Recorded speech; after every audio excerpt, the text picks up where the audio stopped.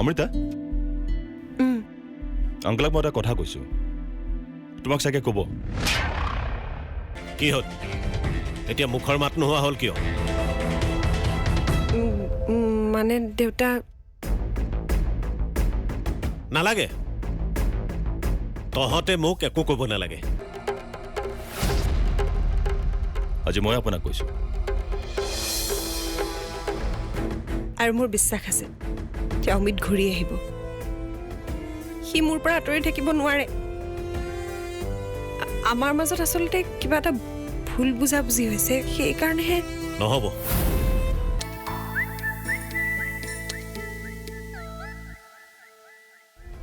সি ঘূৰি আহিলেও মই তোক তালে বিয়া নিদিওঁ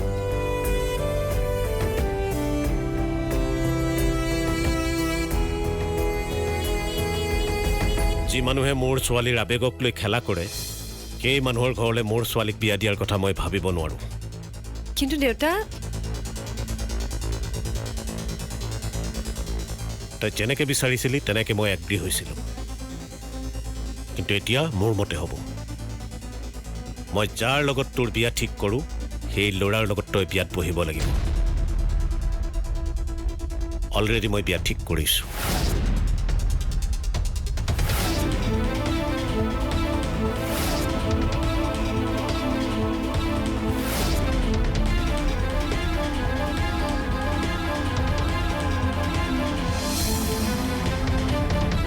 কি ঠিক কৰিলা মানে মা কি ভাবিছা স্পষ্টকৈ কোৱা মই যদি অমৃতাক বিয়া কৰাব খোজো তাত তোমাৰ কিবা আপত্তি আছে নেকি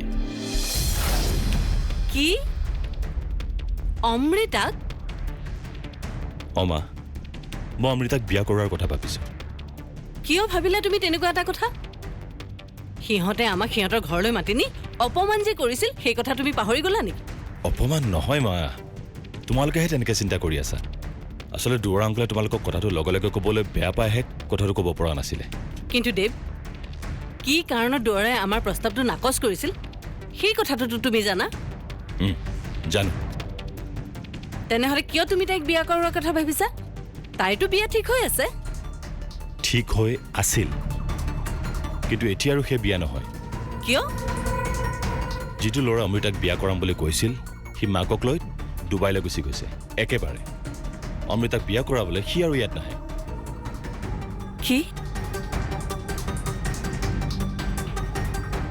তাই আৰু সিহঁতৰ ঘৰখন মানসিকভাৱে ভাঙি পৰিছে মা আৰু যিহেতু তাইৰ প্ৰতি মোৰ ভাল পোৱা আছিল তাইৰ এই অৱস্থা মই চাই থাকিব পৰা নাই আৰু মা তুমিতো জানাই এজনী ছোৱালীৰ বিয়া ভাঙি গ'লে সেই ঘৰখনত কি ধৰণৰ পৰিস্থিতিৰ সৃষ্টি হয় কিন্তু দেৱ আমি চাইনিৰ লগত তোমাৰ বিয়া ঠিক কৰিছিলোঁ চাইনিও আশা কৰিছিল এতিয়া তাইৰ কি হ'ব মা তাই মোৰ ভাল ফ্ৰেণ্ড হৈ থাকিবলৈ দিয়াচোন কিন্তু এইবোৰ ল'ৰা ধেমালি নহয় দেৱ ল'ৰা ধেমালি ময়ো কৰা নাই আৰু দেৱৰাজেও কৰা নাই কিন্তু মই দেৱৰাজৰ লগত কিয় বিয়া হ'ম কাৰণ সি অমিততকৈ হাজাৰ গুণে ভাল ল'ৰা অমিতে আমাক বিপদত পেলাই থৈ গ'ল কিন্তু দেৱৰাজে আমাক বিপদৰ পৰা উদ্ধাৰ কৰিব বিচাৰিছে অমিতে মোক বিপদত পেলোৱা নাই দেউতা সি ঘূৰি আহিব ঘূৰি আহিলেও মই তোক আগতে কৈছোঁ মই তালৈ তোক বিয়া দিব নোৱাৰোঁ কিন্তু যদি তই মোক সন্মান কৰ তেতিয়াহ'লে মোৰ কথা তই মানিব লাগিব মানিব লাগিব মানে মই দেৱৰাজৰ প্ৰপ'জেল একচেপ্ট কৰি আহিছোঁ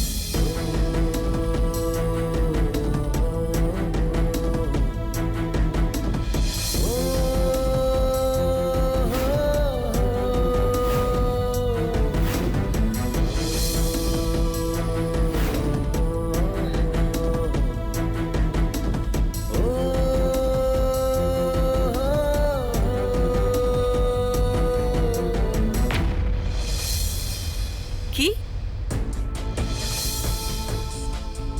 মা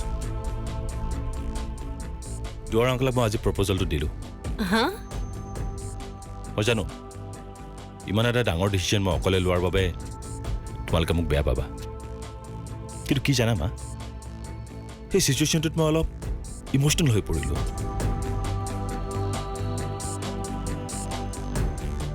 অমৃত আৰু মা গুচি যোৱাৰ কথাটো দুৱাৰ আংকলে গম পোৱা নাছিল আৰু অমৃতাই এই কথাটো তেওঁক ক'ব পৰা নাছিল কি জানিবা কথাটো শুনাৰ পিছত তেওঁ আকৌ অসুস্থ হৈ পৰে কিন্তু কিন্তু কি দুৱাৰ আংকলে অমৃতক এটা দায়িত্ব দিব খুজিছিল আৰু সেই সময়তে এই প্ৰব্লেমটো ঘটিলে দুৱাৰ আংকলে অমৃতক বিচাৰি আছে আৰু সি নাই বুলি অমৃতা তেখেতক ক'ব পৰা নাই অমৃতাৰ বিপদ দেখি সেই দায়িত্বটো মই ল'লোঁ মই তেওঁক কথাটো কৈ দিম আৰু সেই কথাটো ক'বলৈকে মই তেওঁৰ ওচৰলৈ গৈছিলোঁ কিন্তু কথাটো শুনাৰ লগে লগে তেওঁৰ যি অৱস্থা হ'ল সেই অৱস্থাটো মই চাই থাকিব নোৱাৰিলোঁ আৰু কৈ দিলোঁ যে বিয়া ঠিক হৈ থকা ছোৱালীজনীক কোনে বিয়া কৰাব সেই টেনশ্যন আপুনি ল'ব নালাগে তাইক মই বিয়া কৰাম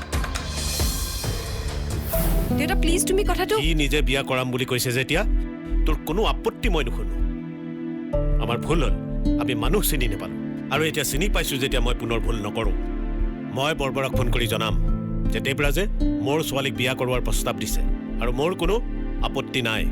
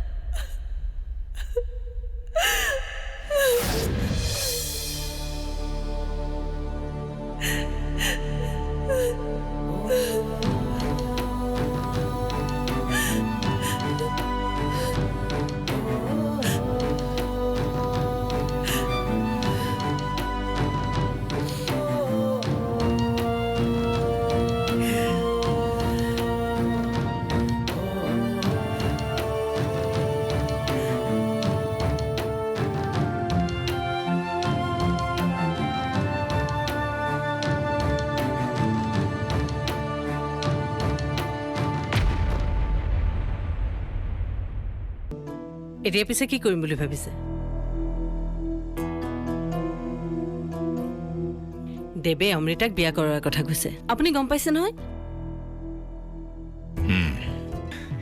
যদি তুমি মোৰ কথাখিনি বুজি পোৱা তেনেহ'লে মই ভাবোঁ তুমি নিশ্চয় একচেপ্ট কৰিবা কোনখিনি কথা ফোনত ক'ব পৰা কথা নহয়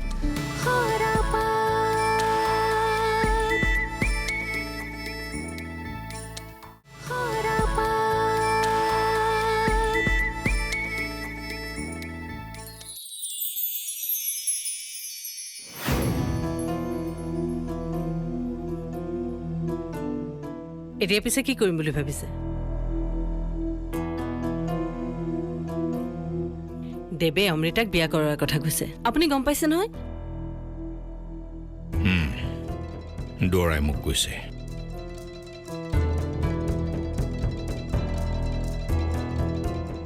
আপুনি কি বুলি ক'লে মোৰ একো আপত্তি নাই বুলি কৈছোঁ কিন্তু চাইনি সি যদি অমৃতাৰ লগত সুখী হ'ম বুলি ভাবিছে তেনেহ'লে তোমাৰ আৰু মোৰ ইয়াত আপত্তি কৰিবলগীয়া কিবা আছে বুলি মই নাভাবোঁ কিন্তু মই চাইনিৰ কথা কৈছোঁ তাইৰ লগততো মই নিজে কথা পাতিছিলোঁ আনকি তাই মাক দেউতাককো মাতি পঠিয়াইছিলোঁ মাক হিচাপে তুমি ভাবিছিলা কিন্তু ল'ৰাই যদি মন নকৰে তাত তোমাৰ মোৰ কৰিব লগা কি থাকিল ইমানখিনি কথা পতাৰ পিছত তেওঁলোকে এতিয়া আমাক কি বুলি ভাবিব তাইক কথাটো বুজাই দিলেই হ'ল আৰু মই কি ভাবোঁ জানা এই বিয়া বোলা বস্তুটো ল'ৰা আৰু ছোৱালীৰ নিজৰ পচন্দ মতে হ'ব লাগে তাৰমানে আপুনি দুৱাৰাক মত দিয়েই দিলে অঁ আপোনাৰ যদি কথাটোত আপত্তি কৰিবলগীয়া একো নাই তেনেহ'লে আপুনি ইমানকৈ কি ভাবি আছে মই কি ভাবিছোঁ জানা কি অমৃতাই বাধ্যত পৰি এই বিয়াত সন্মতি দিছে নে তাই দেৱক সঁচা অন্তৰ ভাল পোৱা দিব পাৰিব। সি যদি সঁচা ভাল পোৱা নাপায় মোৰ দুখ লাগিব।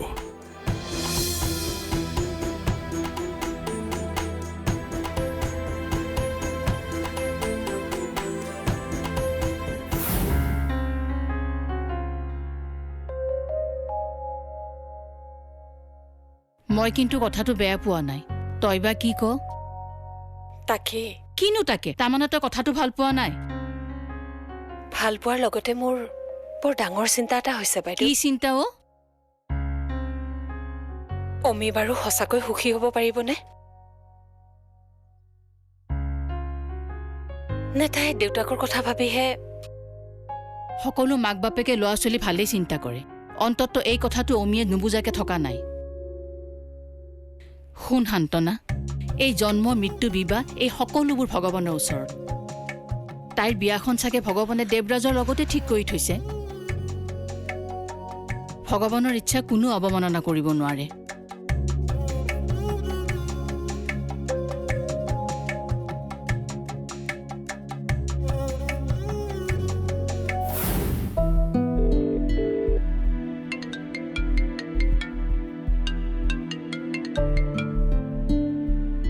হেল্ল', আপুনি এনেকুৱা এটা প্ৰপ'জেল কিয় দিছে? প্ৰপ'জেল দিছোঁ, তুমি একচেপ্ট কৰা নকৰা তোমাৰ কথা। লগতে আৰু এটা কথা কৈ থওঁ, মই যি কৈছোঁ ইম'চনেলি কোৱা নাই। দুৰা অংকল মানে তোমাৰ দেউতাক চিন্তাৰ পৰা মুক্ত কৰিবলৈহে মই প্ৰপ'জেলটো দিছোঁ। আপুনি ভাবেনে মই প্ৰপ'জেলটো একচেপ্ট কৰিম বুলি? যদি তুমি মোৰ কথাখিনি বুজি পোৱা তেনেহ'লে মই ভাবোঁ তুমি নিশ্চয় একচেপ্ট কৰিবা। কোনখিনি কথা? ফোনত ক'ব পৰা কথা নহয়, মই তোমাক লগ কৰিব লাগিব। ঠিক আছে, এনেও মই এফালে ওলাই গৈ আছিলোঁ। মই আপোনাক লগ কৰি আছোঁ আজিয়ে। অ'কে, বাই। অ'কে।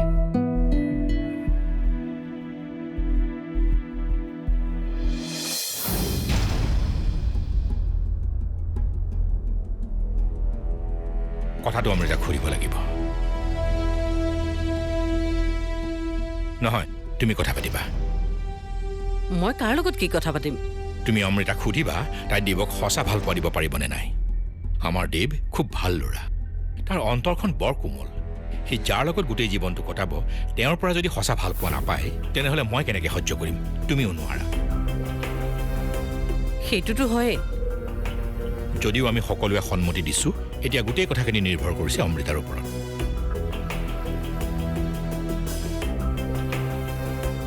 তাইৰ পৰা আমি এটা স্পষ্ট উত্তৰ পাবই লাগিব।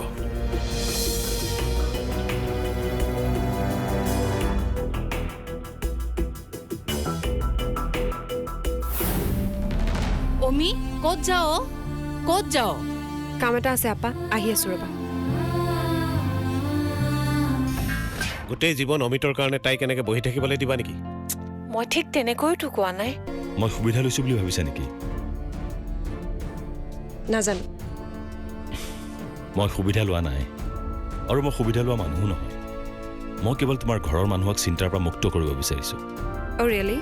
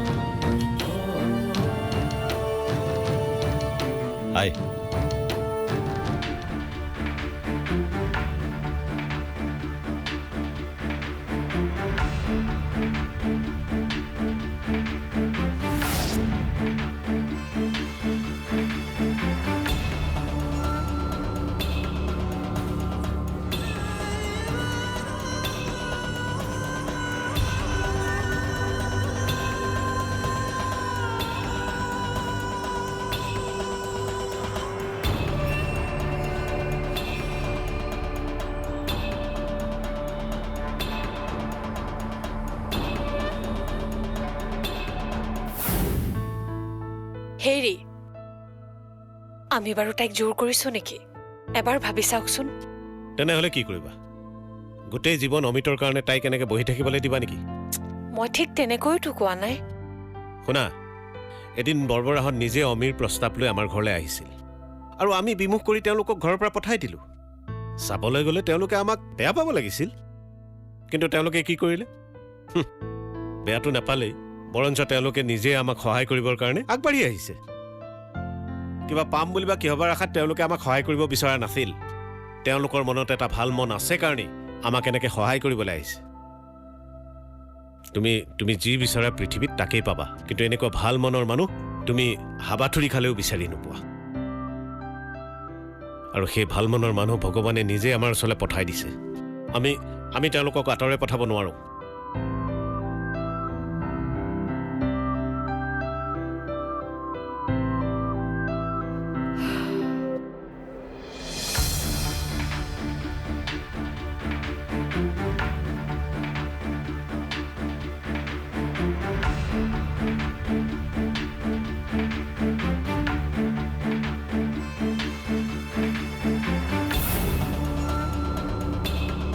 দাদা ৰখক।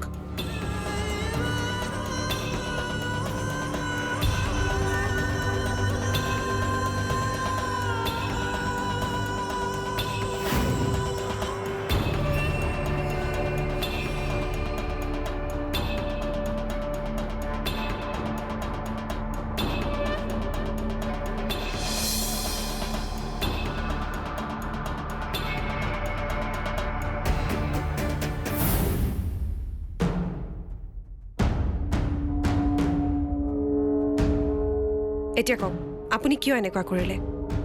মইতো আপোনাক অমিতৰ কথা ক'বলৈহে দেউতাৰ ওচৰলৈ পঠাইছিলোঁ।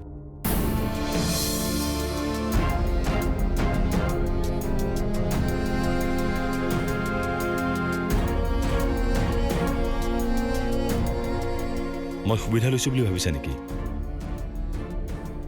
নাজানো। মই সুবিধা লোৱা নাই, আৰু মই সুবিধা লোৱা মানুহো নহয়। মই কেৱল তোমাৰ ঘৰৰ মানুহক চিন্তাৰ পৰা মুক্ত কৰিব বিচাৰিছোঁ। অ' ৰিয়েলি? তাৰমানে আপুনি যেনেকৈ দেউতাক বিজনেছত হেল্প কৰিছিল, এতিয়া আপুনি মোক বিয়া পাতি আমাৰ পৰিয়ালটোক হেল্প কৰিব বিচাৰিছে। কাৰোবাৰ প্ৰতি আন্তৰিকতা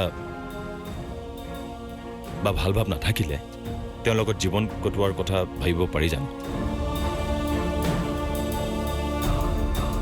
জীৱনত প্ৰথমবাৰৰ বাবে কাৰোবাৰ প্ৰতি ভাল পোৱা জন্ম হৈছিল, আৰু সেইগৰাকী হ'লা তুমি।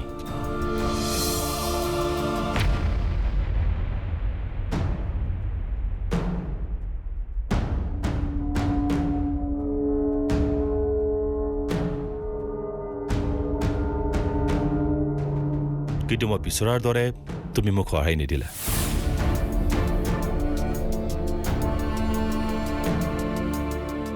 সেই সময়ত মই মোৰ ভাগ্যকে দুখ দিছিলোঁ। দুখ লাগিছে, কিন্তু কোনো আক্ষেপ নাছিল। এক্সিডেণ্টলি মই ভাল পোৱাৰ ছোৱালীজনীৰ জীৱনত এটা ঘটনা ঘটিল, যিটো ঘটনাই তাইৰ মুখৰ হাঁহি কাঢ়ি নিলে। চিৰজীৱনৰ বাবে তাইৰ মুখৰ হাঁহি হেৰাই যাব, সেইটো মই সহ্য কৰিব নোৱাৰিম। আৰু আপুনি কিয় ভাবিলে যে আপুনি মোৰ মুখৰ হাঁহি ঘূৰাই আনিব পাৰিব?